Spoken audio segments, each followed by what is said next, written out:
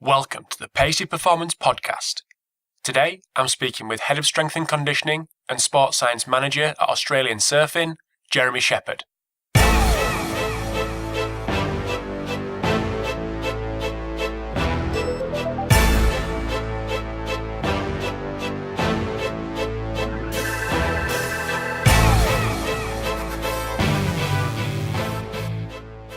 Hi guys, thanks for checking out episode 28 of the Pacey Performance Podcast. Really excited today to get Jeremy Sheppard on the line.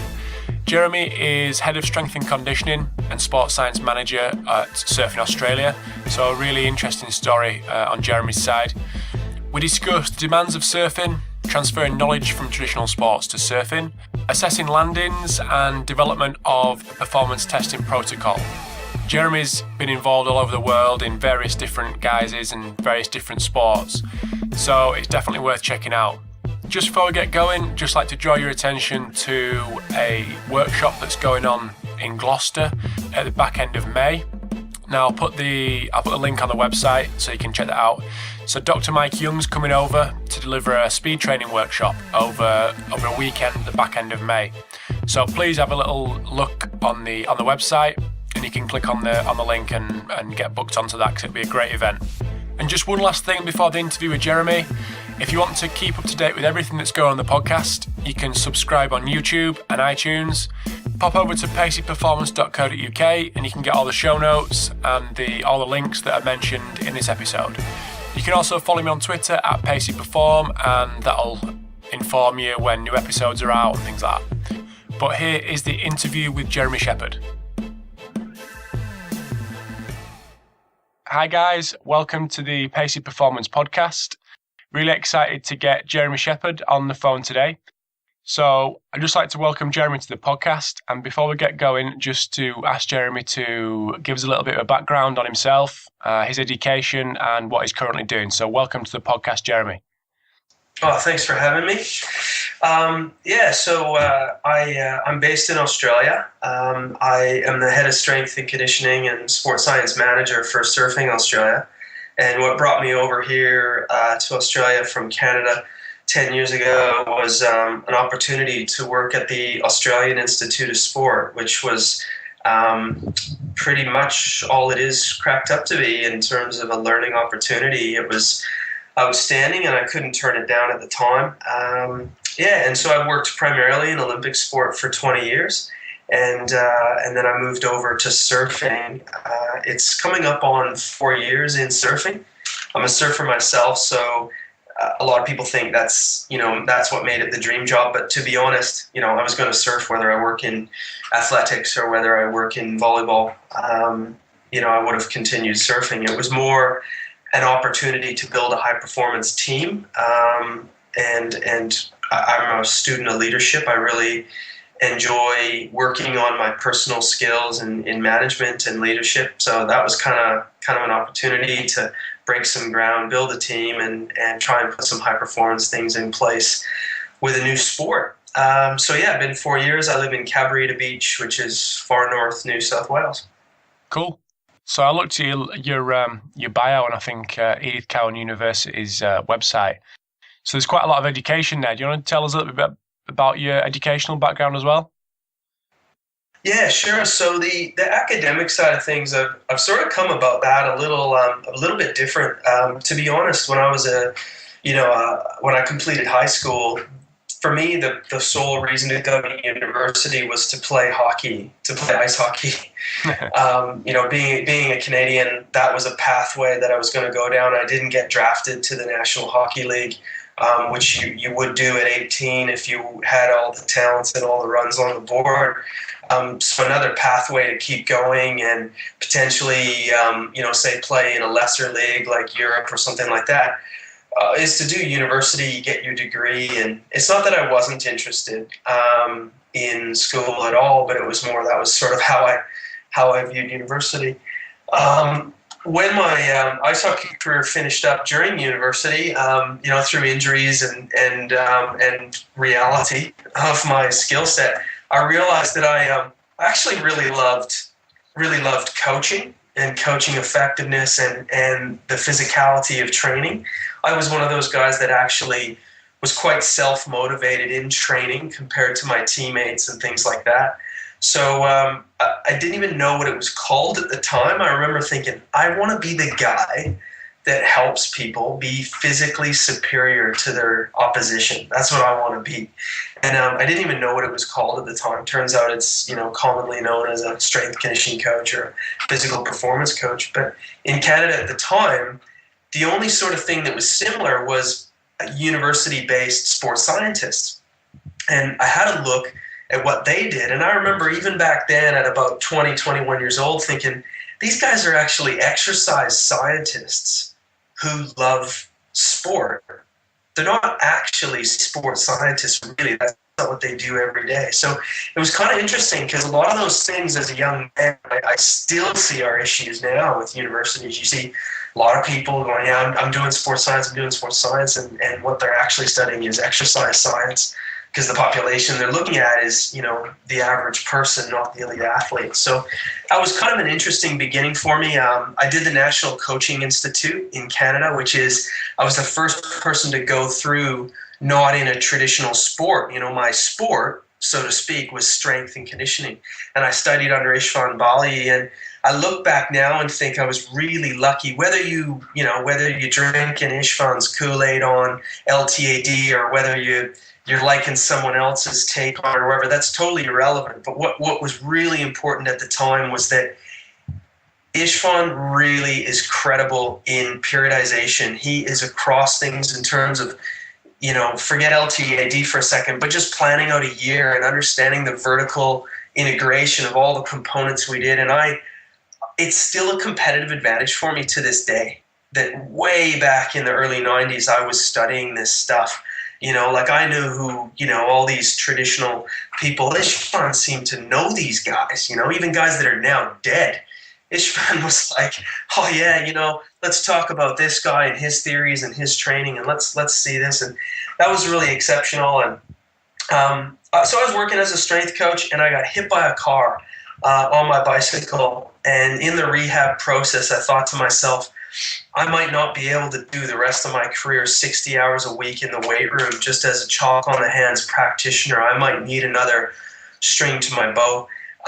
So I invested my money and got a graduate degree in Australia. So I did a master's degree. Turns out, didn't hate it.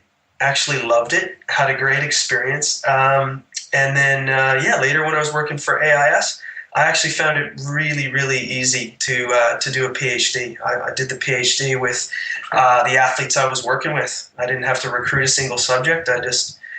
We're going to do a training study on depth jumps. So I just designed the program and asked myself if it was a good idea and agreed with myself. So we just basically did it. So I just sort of had a real nice, to be honest, a really nice experience doing it as an older guy.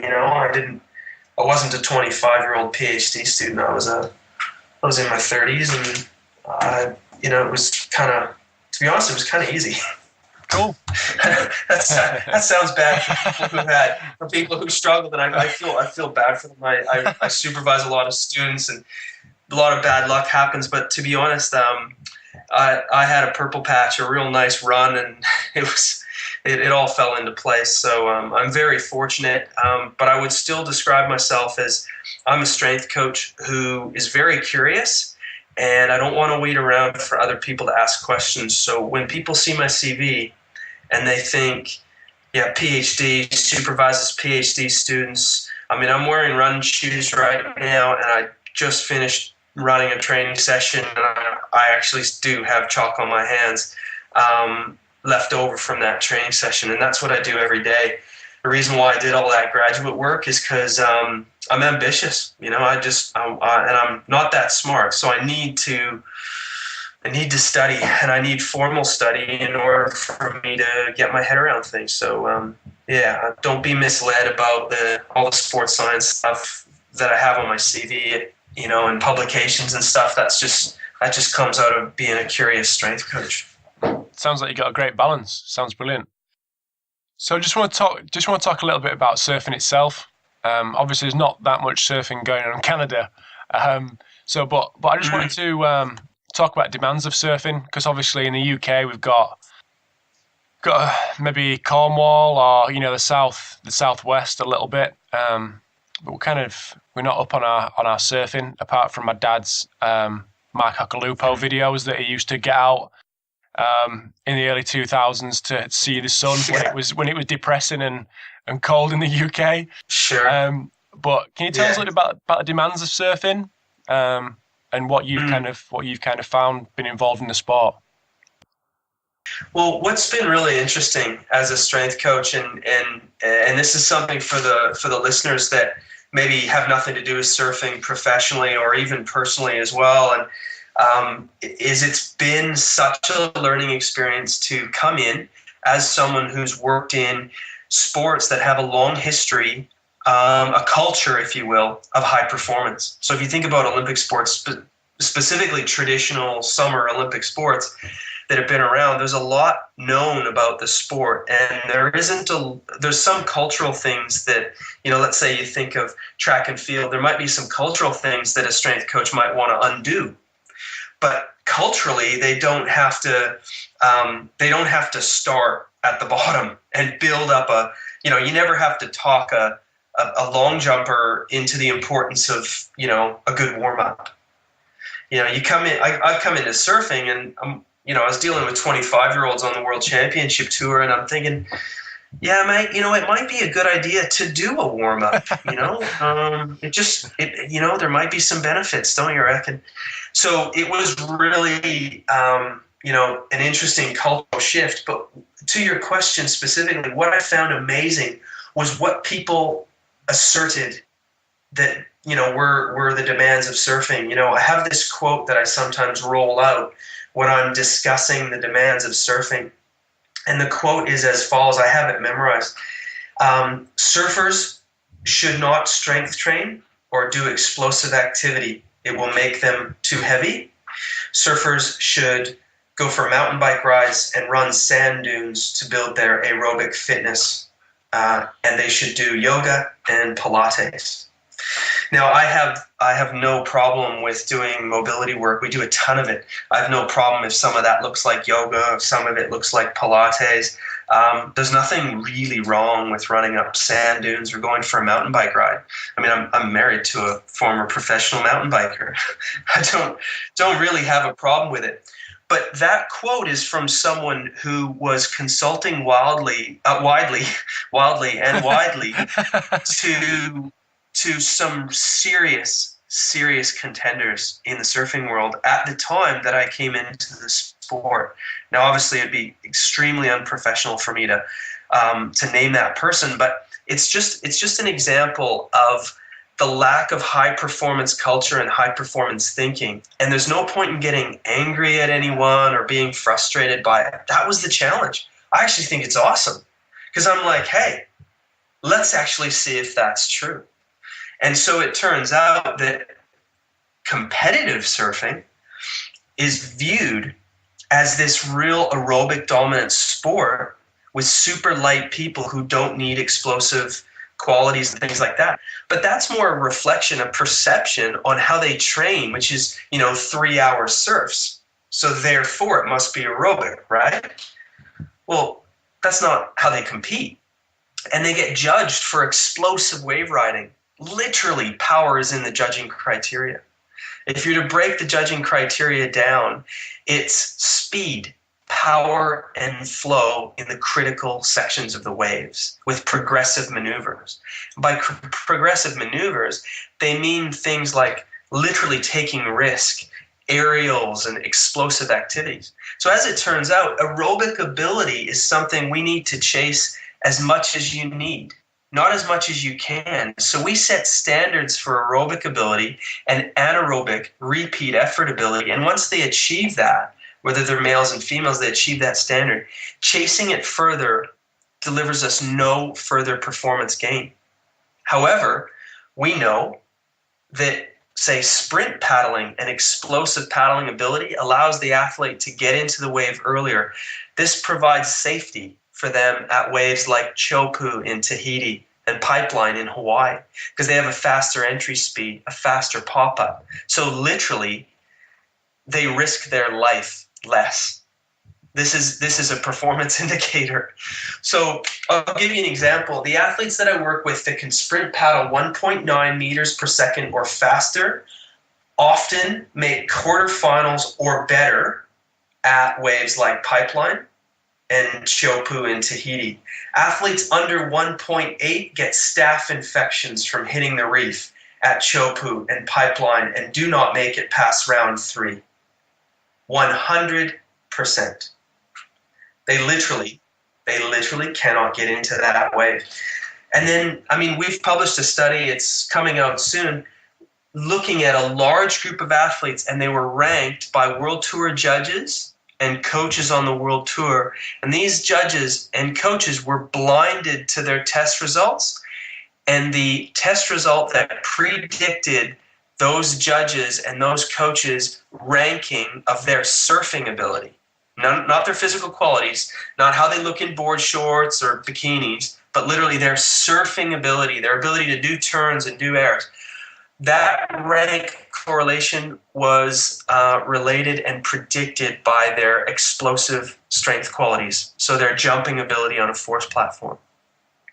That's underpinned by their relative strength. So surfing is a gymnastic strength and power sport, and it is supported and underpinned by conditioning. And of course, we do a ton of mobility, and we do a lot of balance work, but we don't walk around on Bosu balls all day. We might spend 5% of our time on it. We might spend 20% of our time on it during rehab, but we do gymnastics for balance. We do all sorts of little balance drills. We do domain-specific conditioning, so we manipulate, almost like a small-sided games approach for conditioning. But all of that stuff is irrelevant if the athlete's weak because they're just going to break. I guess the thing that we push that's a little bit different is that we assess and create standards in and around robustness, resiliency, and explosive strength because that's where we're getting our biggest gains. And then after that, we worry about all these more 2%ers. The big rocks for us are mobility, stability, and strength. And a lot of surfers are really keen to go mobility, stability, and they forget about the strength. Mm-hmm. No, that's really interesting.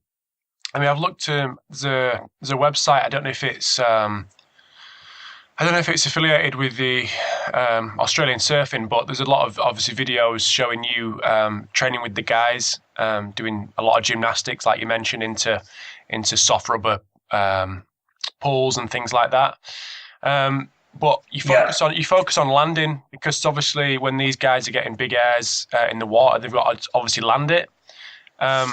What kind of qualities are you looking for with regards to landing? I know there's you've done some research out there as well, assessing landings. What kind of importance do you put on kind of the technique of landing?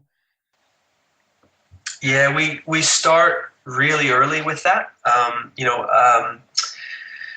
Greg Meyer in the U.S. would call what we're doing with our very young athletes, he would call it, neuromuscular conditioning or neuromuscular training.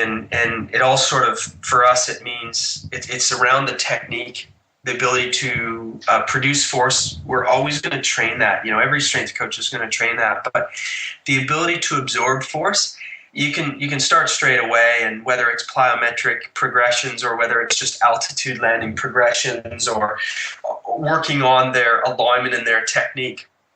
And it's totally true to have a look at this stuff and say, yeah, but in the sport it's a lot more chaotic. But that doesn't mean that training in a controlled environment to produce landing, say with a 9-10-year-old, to produce a good landing just off a box, there is a transfer effect, even though it might be chaotic in the surf environment itself, and they don't land on a rubber mat or a rubber floor or a gymnastics mat or even a trampoline. They land on a board, on fiberglass, on water. So there are variations. But we're seeing a resiliency effect with training that landing. And so Brendan Ferrier, who's based out of Scotland, he's doing a PhD with us looking at aerial takeoffs, aerial landings. And Lena Lundgren is from Sweden, and she's based here with us.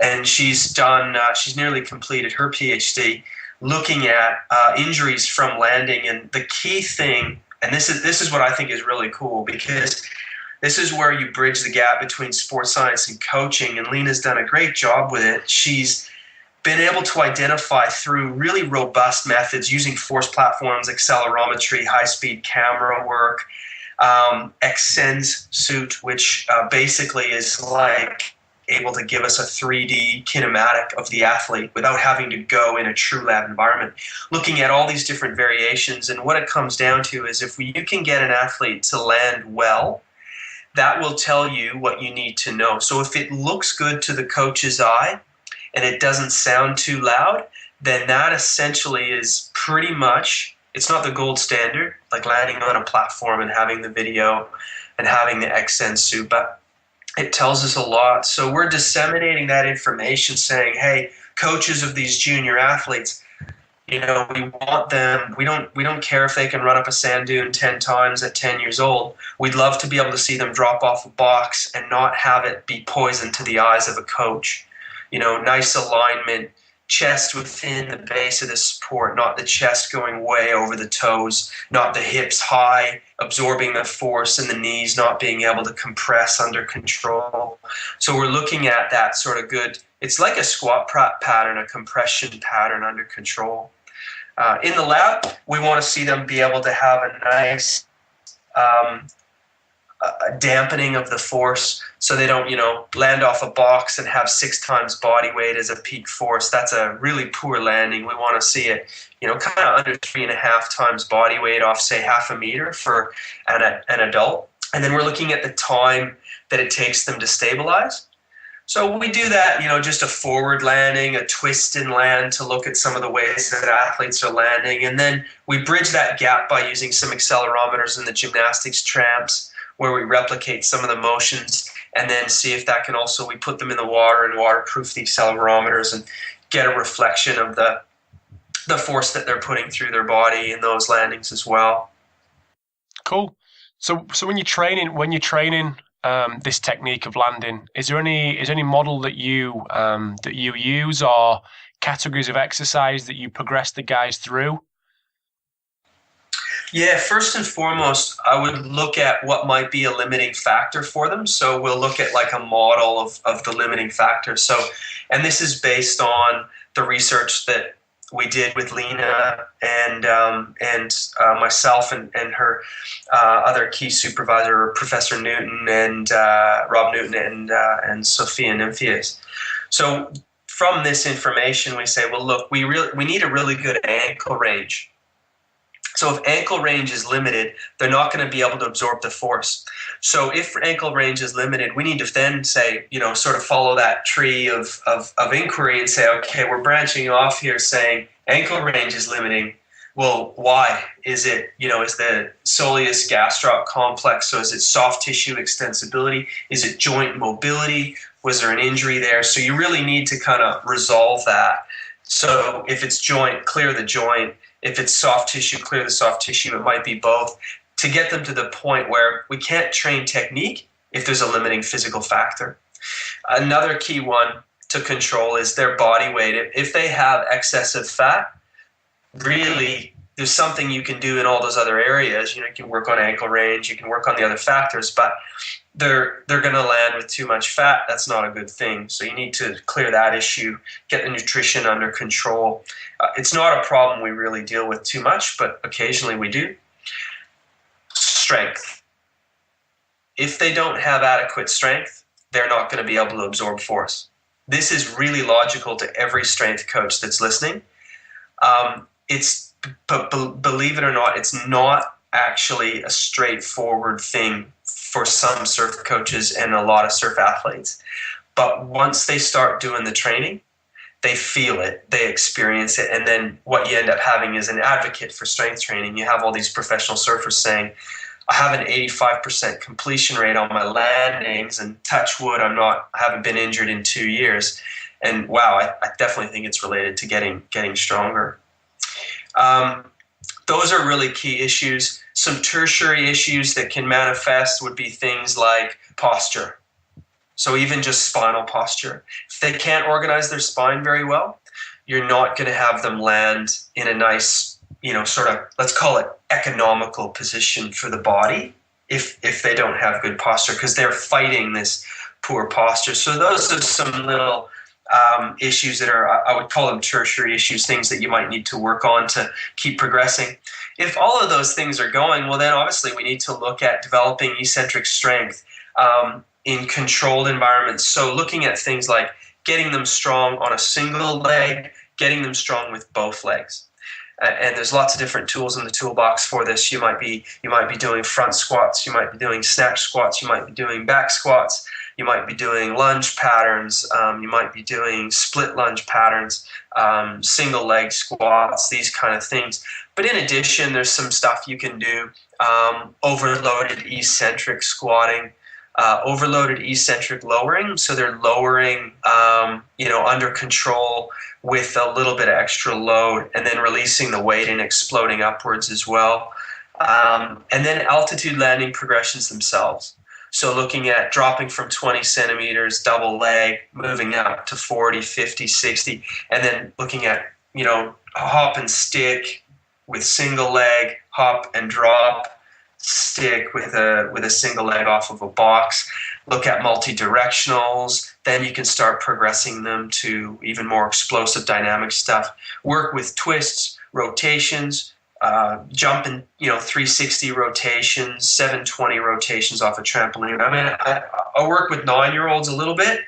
A lot of that I have to delegate because I travel with the world tour, but I also work with people going for world titles. So I've sort of just covered an LTAD model there, going from our youngest athlete, which is a 9-year-old girl who is actually probably at a 10, 11-year-old level physically, straight up to 35-year-olds. So, when I say 720s, we're not hucking 8-year-olds off trampolines or skateboards or anything, but they want to do that, but we're not doing that. Do.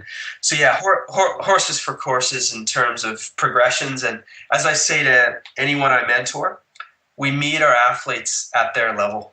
Mm-hmm. We do that emotionally. We do that with our standards that we set and our expectations.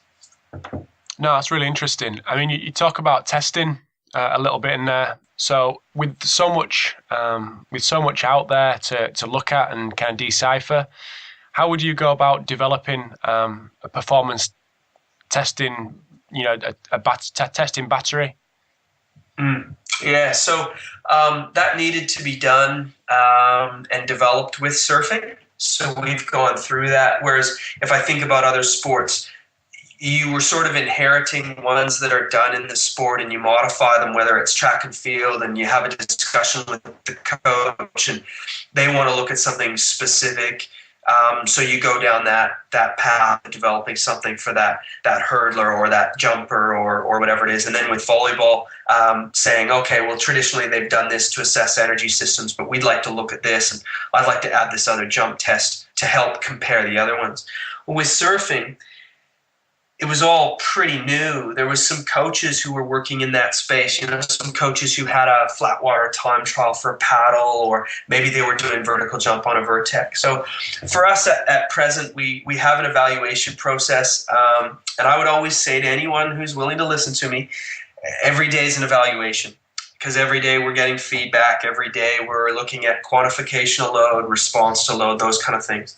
But in terms of formal testing, that will say this is something we would do quarterly. We sort of have 3 streams to it, and that would be more your semi-orthopedic, semi-medical. Now, a lot of people would say, well, I only do that as a coach if there's a red flag in my functional movement screen, or there's a red flag in my, whatever it is.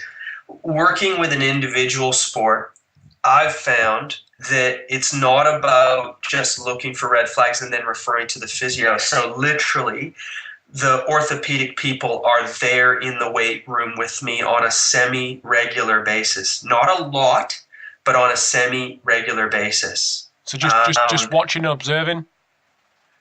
Observing, and then, on a fairly regular basis, it's almost like the expression I use is let's not trust our observations, because we might be suffering from investigator bias.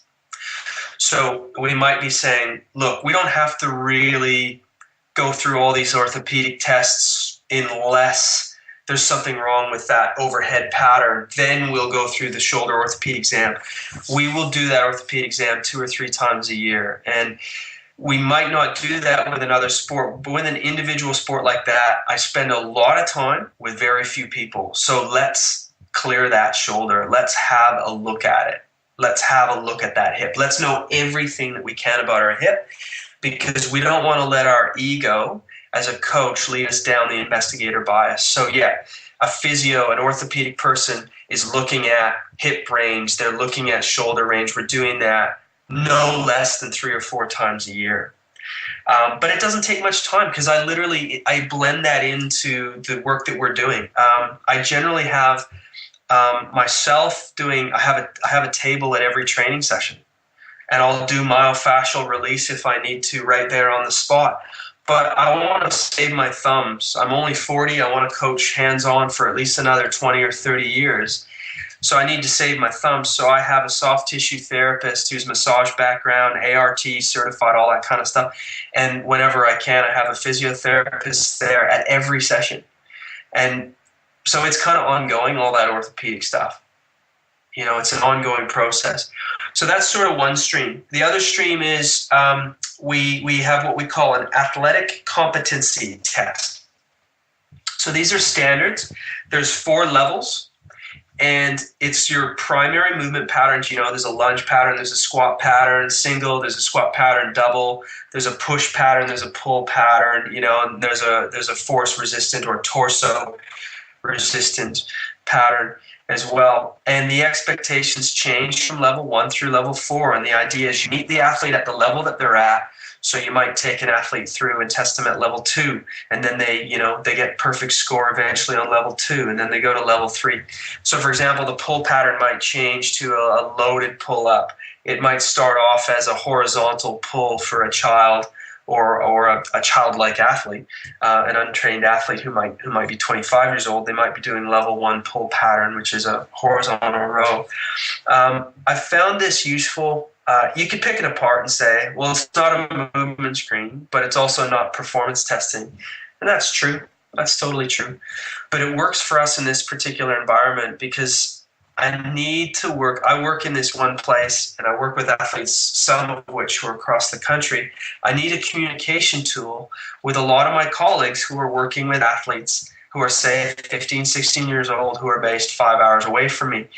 If I get an email from a colleague in Western Australia and she says, Jacob Wilcox has tested perfect at level 3 on your athletic competency test, I know that means that Jacob Wilcox's snatch squat pattern with 25% of his body weight for 10 reps looks great. And I know that it's highly unlikely he's got a hip mobility issue that I wasn't aware of, or an ankle mobility issue, or a shoulder stability issue, because this kid is snatch squatting 25% of his body weight. It's nothing great. It doesn't reflect his strength. I know that. But it's a movement, and he's doing it well. And, at level 4, he'll do half his body weight. And it's great if he can do more. I've got lots of surfers who do more. I've got surfers who, can do more than 1.3 times body weight for a 1RM chin. And so when they get to level 4 and they have to do 10 reps with 10 kilos, they smash it out, and it's easy, and they get a perfect score, 3 out of 3. I'm not trying for it to be a performance test, and I'm not trying for it to be a functional movement screen. I'm just literally saying, hey, let's hold ourselves accountable for good movement, and good movement under stress. And that stress might be a bit of strength endurance. The stress might be a little bit of, wow, you've got to hold it overhead now at level 3. That's a mobility, stability thing, or it might just be that they got to do it under some load. So there's that whole stream as well. And then there's our more performance tests. Anthropometry, So we do a DEXA, we do skin folds as well, more frequently DEXA we do about once a year. Stature and mass, of course.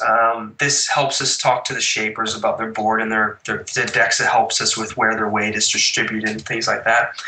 We look at a sprint paddle test, a repeat sprint paddle test, and an endurance time trial over 400 meters. We look at a squat jump without a counter movement on a force platform. We look at, this is unloaded, we look at an unloaded jump squat as well with a counter movement. We have an isometric mid-thigh pull, which some people love it, some people hate it.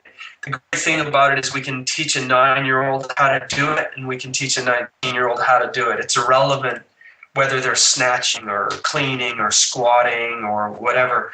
So it's, for us in this environment, it's superior to try to do 1RMs, which we might be able to do on 75% of the people we interact with, but then miss out on the other 25%. We can do it with everyone. It's not too risky and all that kind of stuff, even if they have a low training age, just because of the setup.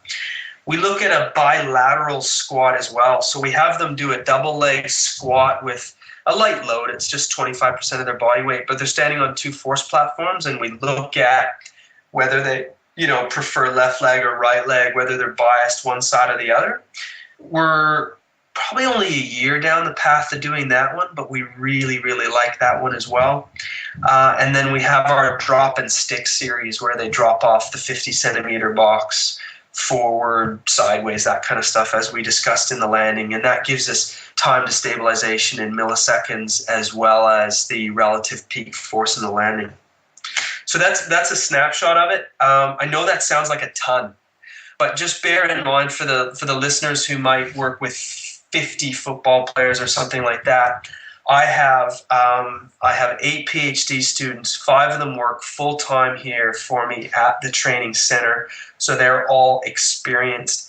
3 of them are strength conditioning coaches. So of the 100 athletes that we will interact with, they're divided amongst a leadership role with these various people. So we have no shortage of people to help with testing. And all of that testing for an individual athlete can be completed on a regular basis. The orthopedic stuff is happening organically throughout the year within the training sessions. Athletic competency testing takes 45 minutes, and that whole battery performance testing takes 1 hour and 15. I don't work with more than 2 athletes at a time. So we spend a lot of time with a few athletes. So for our environment, it sounds like a lot, but for our environment, it's actually quite doable. We've never had an athlete complain about testing, too much testing, which I have witnessed in other programs in the past. In some of the Olympic sports, they're like, "Oh, let's just get on with training. Why are we testing all the time?" These guys ask for it. They beg for it. They want to look at it. They're like, "Oh man, I want to get 3 PBs. I want to get my drop and stick down." They actually talk about it in a favorable light because we spend so much time together. They like to see where they're headed with it. So. No, that's brilliant. That's absolutely brilliant. You mentioned that obviously the amount of athletes that you work with. I know you travel with the World Tour, but obviously you can't be with every athlete all the time. So how are you keeping these guys' programs active while they're going to various different parts of the world? And how do they feed back to you to make sure that, just to keep a tabs on them to make sure they're doing the right things? Oh, that has been a real humbling and exciting challenge. I say humbling because you when you work in a new sport, or you're new at something, or you try something new, oftentimes you go into it with confidence, like, this is going to work. This iPhone app, because I'm so clever. I've got this iPhone app. And then you get really humbled because you think, the age of the athletes I'm working with, this iPhone app, they're going to love it. They're going to love it. No. No. Turns out, they don't mind emailing you, and they don't mind Skyping you, and they don't mind texting you, and, not quite old school, but definitely not new school. And they end up preferring it. So yeah, I've tried a lot of different things. And going back to, the expression, we meet the athletes at their level. And that's been really interesting. In an Olympic sport, in an institute, like I worked for Australian Institute of Sport, and now I work in a sport that is funded by the Australian Institute of Sport, but we're not an AIS sport, like a team sport like volleyball, where you just say, guys, this is what we do, and this is how we do it, and we're Team Australia. So we're in or you're out. And I've thought about it, and I agree with myself, this is dictatorship. So you want to wear the green and gold, this is how we're going to do it. I mean, you might do it a little nicer than that, but you can sort of set these super, super rigid standards. And what I found with surfing to be really effective is you end up asking a lot more questions. You end up telling people a lot less. And what I've found is I've been overwhelmed and quite pleased with the level of athletes that want to engage and give feedback at the highest level. So you were spot on. I mean, I'm going to a World Tour event this week. It's a World Qualifying Tour event. And then after that, we'll have a World Championship Tour event, and it's 15 minutes from the training center. So that's obviously not an issue. And then, we have a very short training break, and then we go to Bells Beach, and then we go to Margaret River, and I'll be there. And on off days, we do various things, rehab, prehab training. If they get knocked out, we, give them 24 hours, and then, expect them to see them in the weight room the next day or gymnastics hall or whatever, and I just use a network. But I won't go to Brazil this year, and that's 2 weeks. And I won't go to Fiji, and that's 2 weeks. And that's a unique challenge. They're on an island. It's not like there's a weight room. So touring with, say, a rugby team is a lot different from touring with surfing. So what I've found is that for some athletes, engaging with them at their level, at the expression I use, at their level, might simply be, text me and let me know how you're feeling every Sunday. And for some athletes, they will communicate with me every single day that they're away. They might Skype me, they might text me, they might email me, they might even do all three. They might text me with everything from sleep quality to nutrition quality, mental outlook, physical well-being. They might fill out forms to do this, but it's all bespoke to that individual athlete, because if you take the one athlete who's super happy to text you and report on their nutrition, their sleep, their mental outlook, and their physical well-being, and then you try and put them into that box of, say, like this other girl or like this other guy who fills out forms, or this other one who likes to use the iPhone app, or this other athlete who actually does all this in a spreadsheet I developed, you're going to basically not do it well. So I've found that it's better to do what you can and do it really well. And for some athlete, that's really simple. It's, hey, I'm so stoked that you have texted me on Sunday. It's the reminders in your phone to text me on Sunday. And you get these texts and it's like, okay, I brought my TRX and I brought my foam roller and I've been doing my mobility every day. And for some athletes, they have a laminated, so it's waterproof. They have a laminated piece of paper, and on one side is your Fast 5 mobility, and the other side is your Fast 5 rotator cuff resiliency and your Fast 5 hip mobility stability exercises. They text me on Sunday, and I say, "Yeah, great work, but you know how you got knocked out on Friday, and you don't compete now in the next country till the following Friday. Let's get cracking. Let's get a little strength maintenance or strength on the road strength workout in. Here's the video." And I've just, sent a file share, and they've got a 10-minute video saying, let's do 4 rounds of this. And it might be they might, have an occlusion cuff single leg squat, because they can travel with an occlusion cuff and they can do a single leg squat without any weight and still get something out of it. And they're doing chin-ups on a bus shelter, or they're using their TRX straps or their tie-down straps for the roof of their car to do some rows, or they might travel some powerlifting bands. So you just have to individualize it. And it's not as hard as it sounds, because I'm very concerned with 12 World Championship Tour athletes. I spend all my coaching time with those 12, and then I oversee the other 100 or so athletes, and my staff are individualizing for them. So we're able to get away with it. No, that sounds good. So if there's any guys in board shorts and flip-flops in Brazil, Hawaii, and all these different places doing pull-ups on bush shelters, they should come looking for you.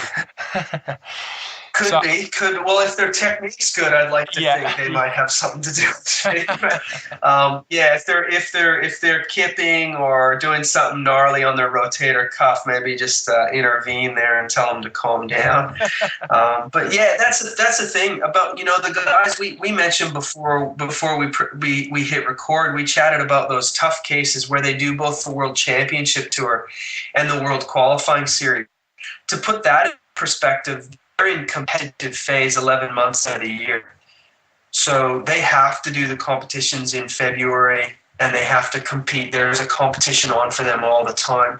They're the hardest case because the World Championship Tour guys, if we train hard in January and February, lift some heavy things, do a lot of gymnastics, build up a tolerance to some volume, we can hit back on that volume, can deadlift or squat or clean or snatch or do loaded chins in those 2 to 3 week blocks between their events. But if you're doing both of those tours, you literally are seeing these guys for 1 to 3 days, and then they're off on the plane again. So training on the road is a must.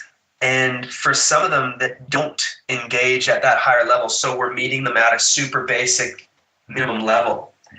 Like for them, doing things well, they're training 2 days a week, in the off season. That's hardly a bloody off season. And to be honest, I'll admit to you and every strength coach who's listening, that's not good enough. It's not good enough. But the thing is, for that athlete, that's the level that's going to work for them. If we hold them to a higher expectation that they're not willing to hold themselves to, we'll get a worse performance because they'll do everything poorly and it'll all unravel.